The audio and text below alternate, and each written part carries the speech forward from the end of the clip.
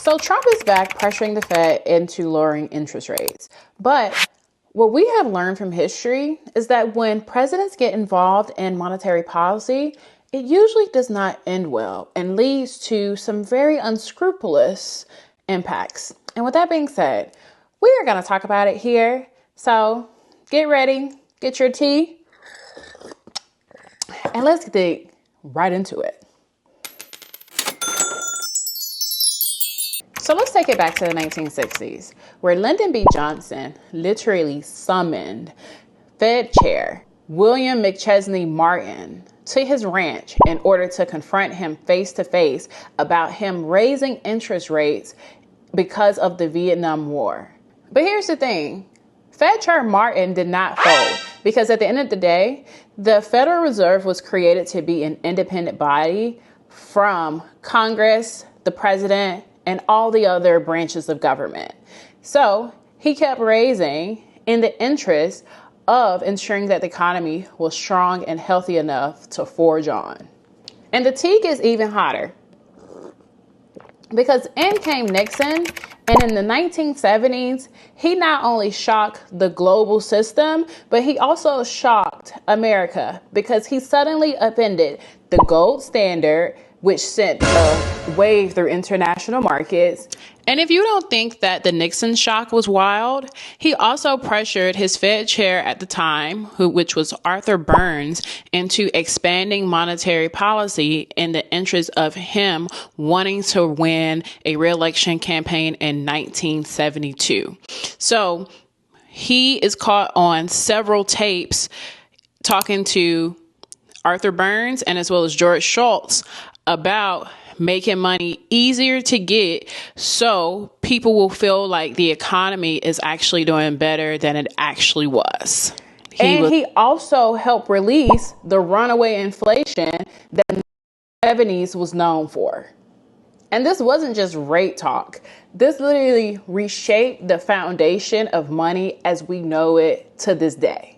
Now let's fast forward this to Ronald Reagan in the 1980s, where he publicly praised Fed Chair Paul Volcker at the time.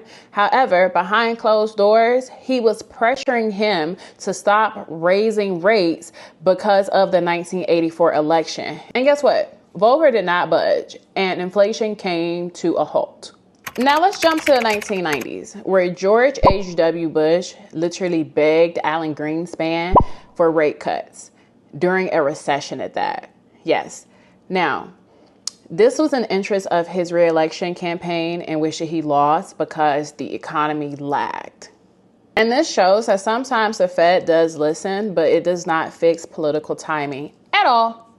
And now we're back to Trump, where in 2018, he tweeted that the Fed chair, aka Jerome Powell, was crazy.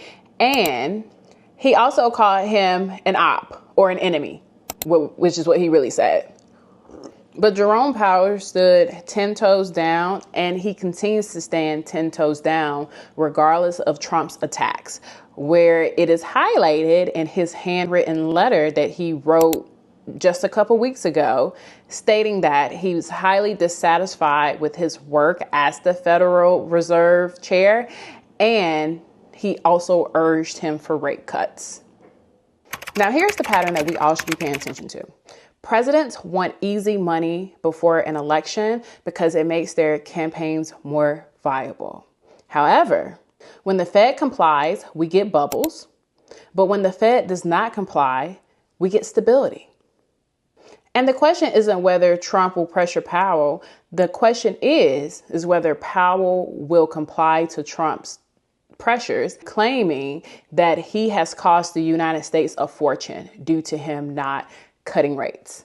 But here's the tea. Powell literally said that he has no problem cutting interest rates if Trump stops threatening tariffs.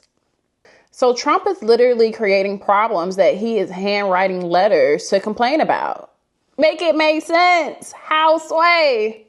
And I want us all to remember that the Fed staying independent of political cycles isn't just about protecting the president's feelings or Jerome Powell's feelings. It is about protecting your savings, your job, and your future, to whereas your money will not be in limbo based upon short-term political promises, and it will continue to grow in the long term. And with that being said, if you enjoyed this breakdown and if you'd like more, or if you didn't, I'm fine with that too. Please like, subscribe, and comment. And I look forward to bringing you all more of these.